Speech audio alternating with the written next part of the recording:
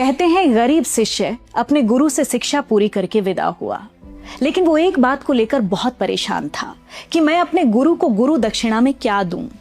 गुरु को उससे किसी भेंट की अपेक्षा नहीं थी, लेकिन शिष्य का मन मान नहीं रहा था।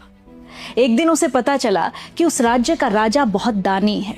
कहा जाता था कि सुबह राजा के पास जो पहला याचक जाता है, राजा उसकी मनचाही इच्छा पूरी कर देता है। अगली सुबह शिष्य सूरज निकलने से पहले ही राजमहल के बगीचे के द्वार पर जाकर बैठ गया। कुछ देर बाद राजा बाहर आए।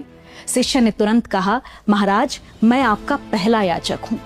राजा मुस्कुराए और बोले, तुम आज के ही नहीं, शायद मेरे जीवन के पहले याचक लगते हो।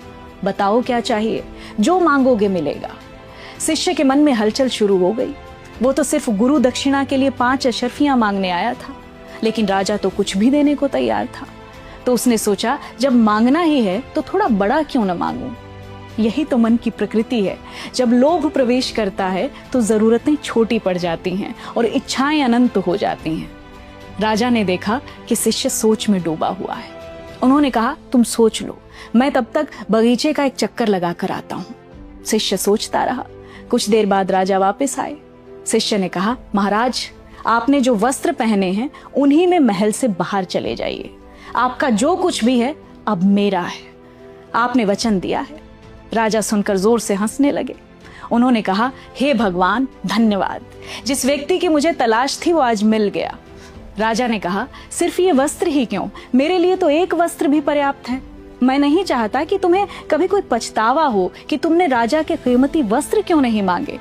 और राजा सच में अपने वस्त्र उतारने लगे। अब शिष्य घबरा गया। जिसे पाने की इच्छा थी वो सब कुछ अचानक बोझ लगने लगा। उसने कहा, महाराज, आप एक चक्कर और लगा कर आइए, मैं कुछ और विचार करना चाहता हूँ।